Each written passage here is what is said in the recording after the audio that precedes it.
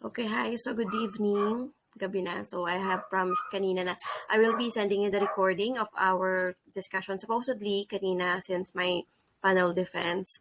So, yeah, here I am trying to record the topic of combining sentences. So, this is actually our still module 2, pero we are already in part 3. So, tapos na yung opening sentences. We're also done with expounding sentences. And now we are in combining sentences.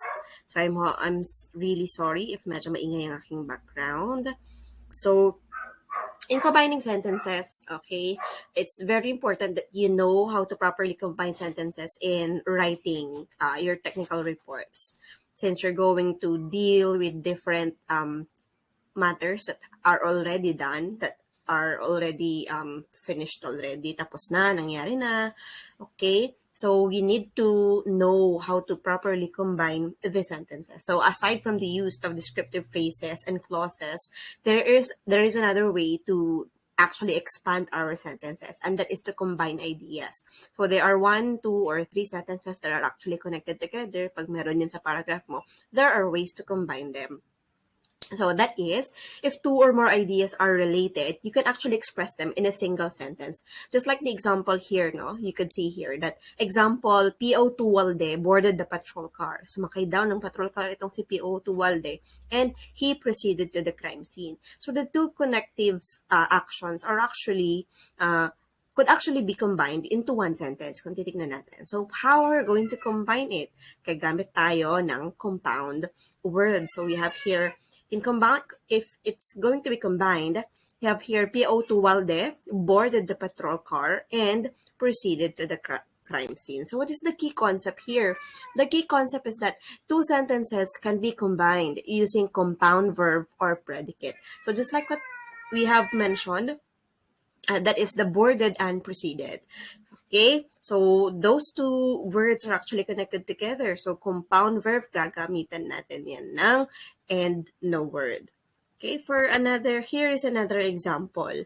He gathered vital pieces of evidence.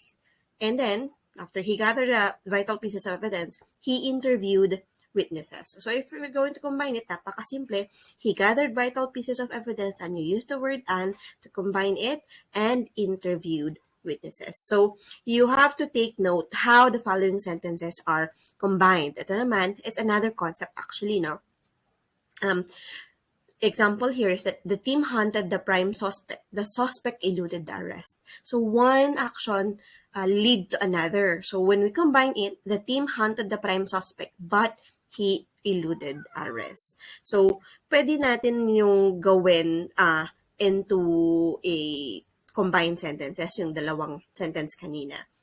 Okay, 2 sentences kanina. So the key concept there is that when 2 sentences in the example are combined into a compound sentence using the coordinate conjunction but preceded by a comma, other conjunctions used to connect ideas into a compound sentences are and, or, yet, nor, and so. So you can also use this semicolon to connect ideas in lieu of a coordinating conjunction. So if we're going to make 2 sentences into a compound sentence, we could use this coordinating conjunction. So yung mga kanina, we have the and, but, or, yet, nor, and so. Those are all coordinating conjunction. So another way actually is to use semicolon. So later on, I will be showing you examples on how to use those semicolons. So example here, the investigator did not find any trace of forcible entry at the main entrance. So walang nahanap na any trace of forcible entry yung investigator. He proceeded to the back door for the clues. Wala nga siyang nahanap dun sa main entrance. So he proceeded to the back door for the clues. So if you're going to combine it, we use the word coordinating conjunction. Now, I have mentioned a while ago na pwede tayong gumamit ng semicolon. So, kagaya nito, napakasimple lang. Pinalitan lang yung comma ng semicolon, and then we removed the coordinating conjunction. This is still correct. It's still a way of combining our sentences. So the key concept number 3 in combining sentences is that sentences can also be combined by changing one of them into phrase. So I hope you already know what is a phrase as of now. So ang phrase, ayan, these are combination of words which are actually functioning as another part of the speech. So we have here if you're going to go back from our previous example, we can actually make the following combined sentences. For example, with participial phrase. So, gagamit tayo ng participial phrase natin dyan. We have not finding any trace of forcible entry at the main entrance. The investigator proceeded to the back door or clues. So, from the example kanina na, he did not find any trace of evidence from the main entrance. The investigator proceeded to the back door or for this one is for actually for clues. This one, nilagyan niya ng participial phrase, yung sa not finding, okay?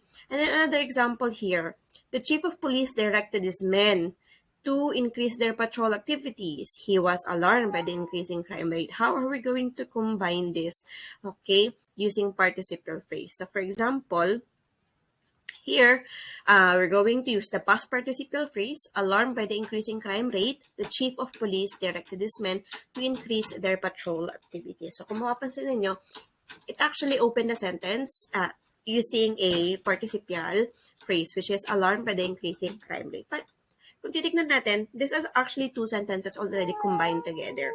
So, another example here is the firefighters forcibly broke the door. That's one sentence. And then another sentence is they were determined to rescue the trapped victim. So dahil nga yung mga firefighters, they are determined in rescuing the trapped victims, they broke the door. So actually, kung titignan natin, connected yung dalawang sentence na yun. So in combining this, the firefighters determined to rescue the trapped victims forcibly broke the door. So from that, as you can see, pwede ring determined to rescue the trapped victims, the firefighters forcibly broke the door.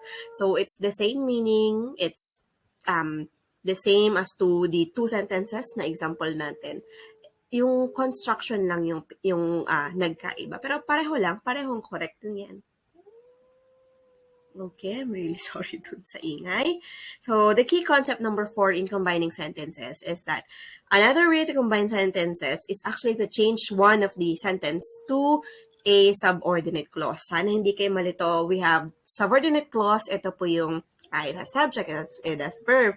Another term for this one is that it is a dependent clause.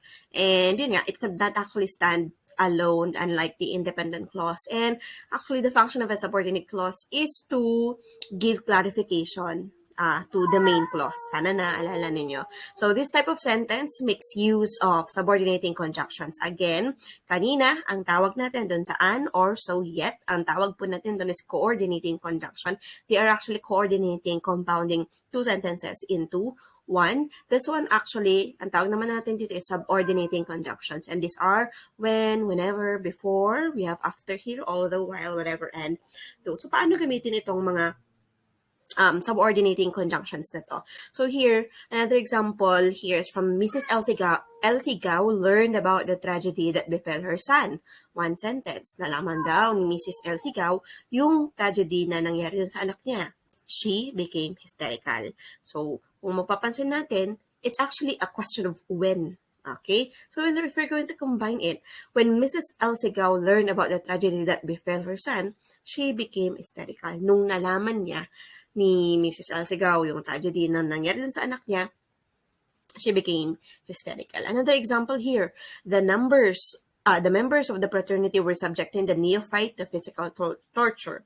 The advisors were holed up inside an air-conditioned room playing poker. So if we're going to check it, sa bahay na nangyayari yun. So, pwede natin gamitin dyan yung subordinating conjunction to open the sentence or to combine the two sentences. But there, while the members of the fraternity were subjecting the neophyte to physical torture, the advisors were holed up inside an air-conditioned room playing poker. So, lang to ha, typographical error lamang yan. So, that's actually the last part of the module 2 that I have given you, the combining sentences. May isa pa doon, pero that will be given in the supplemental notes doon sa Google Drive na binigay ko sa inyo. So, I'll be doing also a recording about that para mahabol nga natin yung topics natin. So, for you to be tested, kung talagang natutunan nyo nga itong combining sentences, I'll be giving you activity regarding this. So, pakitignan nyo na lang inyong MS Teams to be submitted within the week. So, yun lamang. I'll be seeing you on our face-to-face classes. So, pasensya na ako'y nakapang school pa rin. I actually came from school and then nagpahinga lang ng konti and then I do the recording so that mahabol yung ating topic. So, that's it. I hope you learned something from the topic that I have recorded. So, yun lang.